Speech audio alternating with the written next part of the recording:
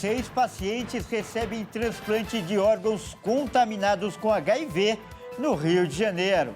E você vai ver também. O presidente Lula diz que taxação de ricos vai compensar o aumento da faixa de isenção do imposto de renda. Você não pode cobrar 27% ou 15% de um trabalhador que ganha R$4.000 e deixar os caras que vivem que recebem herança que não paga. Sabe, é apenas uma questão de justiça. O povo trabalhador, proporcionalmente, ele paga mais imposto do que o rico. Dia das Crianças deve injetar 9 bilhões de reais no comércio brasileiro. Parte do Brasil está em alerta laranja para tempestades. E ainda, Igreja Internacional da Graça de Deus terá programação especial no Dia das Crianças. Tudo isso você confere a partir de agora no Jornal das 18h30.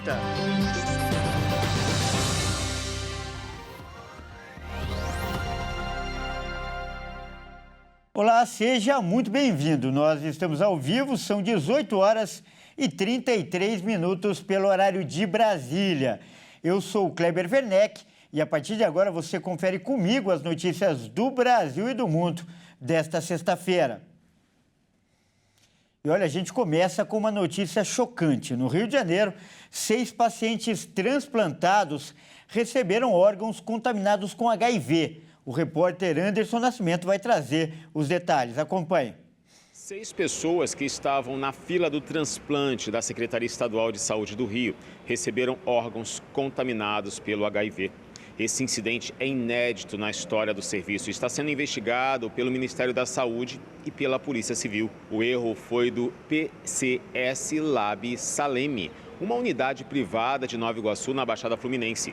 A empresa foi contratada em uma licitação no fim do ano passado para fazer a sorologia de órgãos doados. Segundo a análise da Anvisa, foi constatado que o PCS não tinha kits para a realização dos exames de sangue, nem apresentou documentos comprovando a compra dos itens, o que levantou a suspeita de que os testes podem não ter sido feitos e que os resultados tenham sido forjados. O estabelecimento foi contratado pela 6RJ em dezembro do ano passado, em um processo emergencial, e custou 11 milhões de reais. A situação foi descoberta no último dia 10 de setembro, quando um paciente transplantado foi ao hospital com sintomas neurológicos e teve o resultado para HIV positivo. E desde então, novos casos vêm surgindo. A secretária de Saúde, Cláudia Mello, alegou que as medidas já foram tomadas e afirmou que todos os exames de sorologia dos doadores do laboratório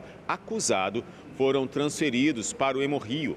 Todos os 286 materiais de doadores serão retestados. O laboratório privado teve o serviço suspenso logo após a ciência do caso e foi interditado cautelarmente. A secretaria está reavaliando todas as amostras de sangue armazenadas dos doadores a partir de dezembro de 2023. Toda essa situação foi considerada pela 6RJ sem precedentes e o governo do Rio abriu sindicância para identificar e punir os responsáveis. E o presidente Lula afirmou hoje que é injusto quem ganha até R$5.000 pagar proporcionalmente mais impostos que os ricos. O governo estuda a taxação de milionários como alternativa para compensar a reforma no imposto de renda. Em entrevista a uma rádio de Fortaleza, no Ceará, o presidente Lula disse que pretende fazer justiça na questão do imposto de renda. Ele falou que é injusto que o trabalhador que ganha até R$5.000 pague mais tributos que aqueles que vivem de renda e especulação. Segundo ele, proporcionalmente, o assalariado paga mais imposto que os milionários que têm mais possibilidades de pagar. Você não pode cobrar 27% ou 15% de um trabalhador que ganha R$4.000 e deixar os caras que vivem que recebem herança que não paga. Sabe, é apenas uma questão de justiça. O povo trabalhador, proporcionalmente, ele paga mais imposto do que o rico. Então, o que nós queremos é o seguinte, é isentar, sabe, aquelas pessoas até R$5.000 e no futuro isenta mais, porque na minha cabeça a ideia é que salário não é renda.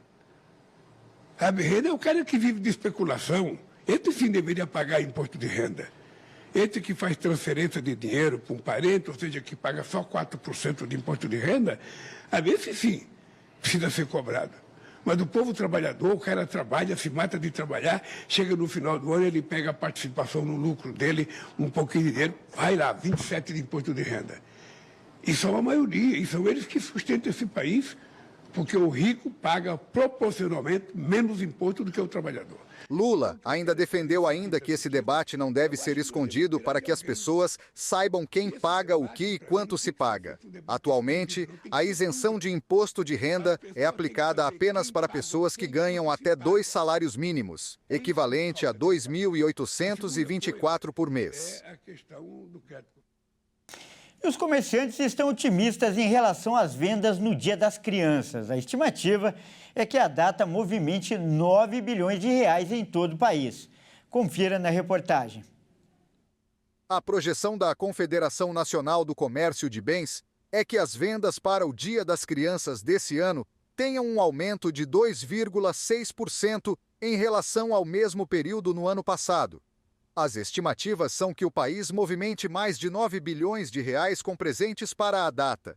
Segundo o estudo, o preço médio dos produtos que chamam a atenção da criançada deve variar menos de 3%. O número é considerado uma desaceleração em relação ao ano passado, quando os preços subiram quase 7%.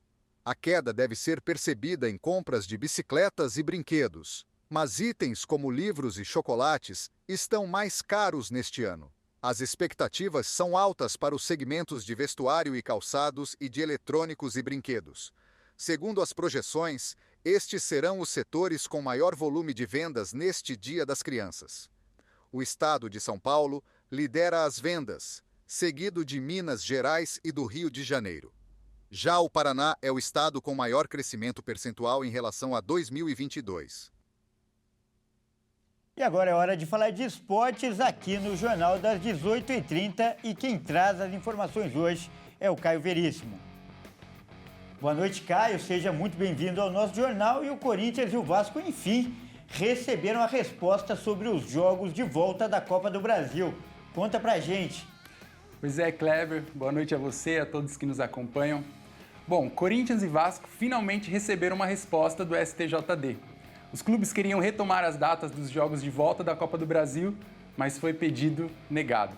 Vamos ver. O Superior Tribunal de Justiça Desportiva negou por 9-0 o pedido de Vasco e Corinthians de retomar as datas originais dos jogos de volta das semifinais da Copa do Brasil. Com isso, Vasco e Atlético Mineiro continuará sendo no sábado, dia 19, e Corinthians e Flamengo no dia seguinte, domingo, dia 20. A decisão foi tomada no início da tarde desta sexta, em julgamento de medida inominada proposta por Vasco e Corinthians. O auditor relator Maxwell Borges de Moura Vieira se posicionou contra os pedidos por entender que não houve prejuízo aos clubes e diz que já houve várias mudanças no calendário. Os outros auditores seguiram o voto. O procurador-geral do STJD, Gabriel Andrade, também pediu aos auditores que negassem o pedido, sob a alegação que a CBF tem prerrogativa constitucional de gerir os campeonatos nacionais e, por isso, de alterar datas de confrontos.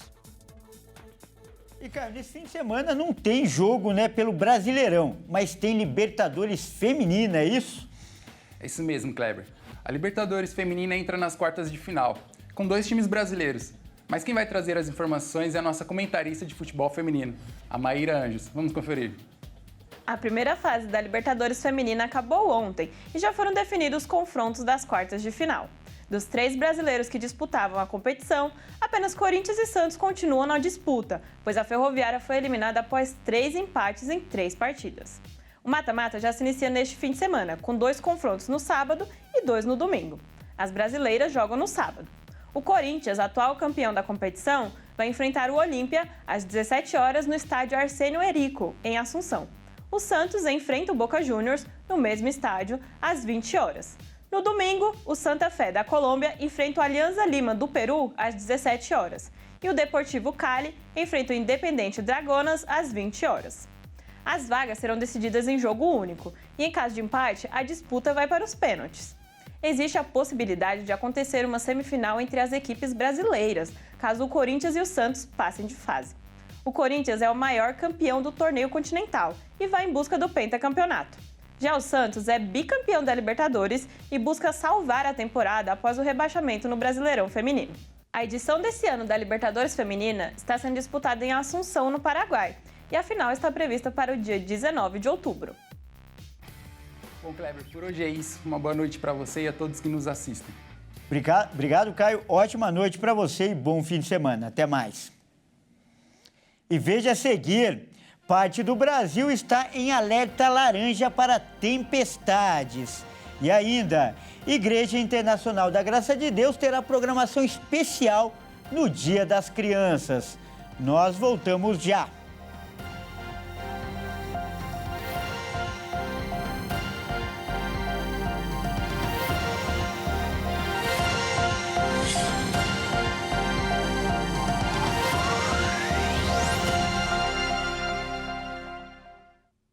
Olá, mais uma vez seja muito bem-vindo. Nós estamos de volta e ao vivo. São 18 horas e 48 minutos pelo horário de Brasília. E parte do país está sob alerta laranja para tempestades. As regiões sul e sudeste devem ser as mais afetadas. Depois de uma sequência duradoura de dias de calor e tempo seco, o país deve registrar o maior volume de chuva dos últimos 6 meses em alguns dias. Segundo os meteorologistas, os temporais devem atingir principalmente as regiões sul e sudeste, mas as pancadas também podem ser fortes em algumas partes do centro-oeste.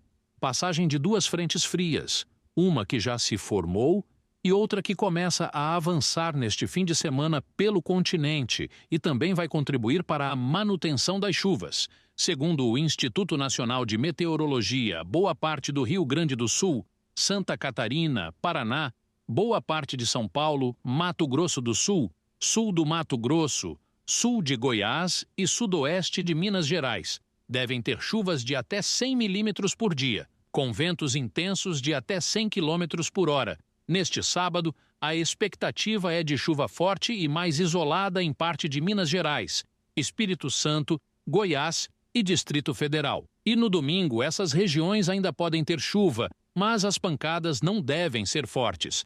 As temperaturas devem ficar mais amenas em alguns estados do sul e do sudeste. Para todo o mês de outubro, a chuva deve voltar a ser mais constante na faixa entre Paraná e São Paulo, passando pelo sul de Goiás e se estendendo até boa parte do Amazonas e o Acre.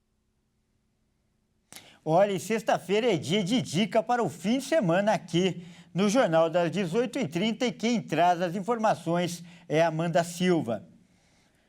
Boa noite, Amanda. Seja muito bem-vinda. E qual é a dica boa aí para este fim de semana? Boa noite, Kleber, e a todos que nos assistem. Eu já dei essa dica antes, mas para esse fim de semana especial de Dia das Crianças, vale super a pena levar os pequenos para se divertirem no maior parque de infláveis da América Latina, que ainda está no Mogi Shopping, e com preços especiais para essa data. Os pais que forem acompanhar os filhos na brincadeira terão 50% de desconto no ingresso, que estão a partir de R$ 49,90. O funcionamento do parque é de terça a domingo, das 13 às 21 horas. Os ingressos estão disponíveis no site da Eventim. E para quem quer garantir a diversão de todas as crianças, no Rio de Janeiro está com uma programação especial para os pequenos viverem um passeio educativo e divertido em contato com a natureza. Quem vai trazer mais detalhes é o nosso repórter Anderson Nascimento. Zoológico, festivais, apresentações circenses, caça aos doces, oficinas e brincadeiras estão entre as programações culturais para celebrar o Dia das Crianças no Rio de Janeiro. Confira agora uma seleção divertida e cheia de ideias para crianças e adultos curtirem nesse feriado. Com teatro, espetáculos e exibições, teremos entre os dias 12 e 13 de outubro, em vários pontos do Rio, o Clube do Foguinho, Circo Crescer e Viver, Festival de Circo e o Festival Mostra Baixada Animal. Para as crianças mais novas, acontecerão oficinas e brincadeiras em shoppings do Rio, como no Downtown, Shopping Leblon, Nova América, Barra Shopping, Village Mall e no Metropolitano Barra. O valor dos ingressos para o Bioparque Zoológico do Rio estarão no valor de R$ 10 para as crianças de 3 a 11 anos, entre os dias 4 a 15 de outubro. Todas as programações citadas, exceto o Bioparque, são gratuitas, sendo necessário apenas adquirir o ingresso e confirmar o horário pelos sites. Eu fico por aqui, mas na semana que vem eu volto com mais dicas. Bom fim de semana a todos e feliz Dia das Crianças. É com você, Kleber. Muito obrigado, Amanda, e bom fim de semana para você também. Olha só, hoje nós vamos receber aqui no nosso jornal uma visita muito especial. Quem está aqui hoje com a gente é a tia Ju, que, aliás, vai fazer um convite muito especial para você aí que nos assiste. Boa noite, tia Ju, seja muito bem-vindo. Grande honra recebê-la aqui. Eu que agradeço, Kleber, a Rit, que já tem se tornado a nossa família.